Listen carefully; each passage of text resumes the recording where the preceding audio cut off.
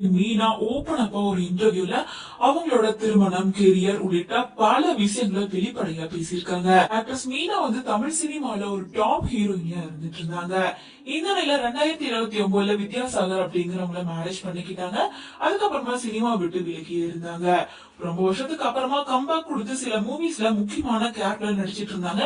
இன்னொரு பக்கம் மலையாள சினிமாலையும் நடிச்சிட்டு வந்தாங்க.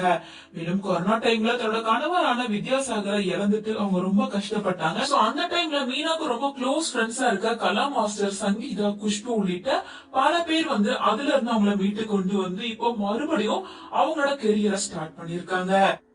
சோ இப்படி இருக்க சூழ்நிலையில ஆக்ட்ரஸ் மீனாவோட ரெண்டாவது திருமணம் குறிச்ச சர்ச்சைகள் அப்பப்ப சோசியல் மீடியால வந்துட்டு தான் இருந்தது. இதுக்கு முன்னாடி ஆக்டர் தனுஷ் அவங்க ரெண்டாவது திருமணம் பண்ணிக்க போறாங்க, அதனாலதான் ஐஸ்வர்யா விவாகரத்து பண்ணிட்டாங்க அப்படின்னு சொல்லிட்டு இருந்தாங்க. மேலும் மீனா அரசியலுக்கு வர போறாங்க, ஒரு முக்கியமான அரசியல் பிரபலம் கூட ரிலேஷன்ஷிப்ல இருக்காங்க அப்படின்னு சொல்லிட்டு மீனாவை பத்தின பல ரூமர் சோசியல் மீடியால பேசப்பட்டு வந்துச்சு. சோ இது எல்லாத்துக்குமே எந்த ஒரு ரியாக்ஷனும் கொடுக்காம மீனா சைலண்டா இருந்ததால இது எல்லாமே உண்மை அப்படின்ற மாதிரி போயிட்டு இருந்துச்சு. சோ இந்த நிலையில முதல் முறையா ஓபன் அப் பண்ண மீனா ஒரு இன்டர்வியூல என்ன சொல்லிருக்காங்கன்னா, என் மேரேஜ் மேல ஏன் இவ்வளவு ஆர்வம் காட்டுறாங்க அப்படின்றது எனக்கு தெரியவே இல்ல. எப்பவுமே என் மேரேஜ மட்டும் தான் பேசிட்டு இருக்காங்க. நான் கெரியர்ல பீக்ல இருக்கும் போது மீனாவுக்கு எப்ப கல்யாணம் நடக்க போகுது அப்படின்னு பேசிட்டு இருந்தாங்க. இப்போ என் கணவர் இறந்ததுக்கு அப்புறமா மீனாவுக்கு மறுமணம் நடக்க போகுது.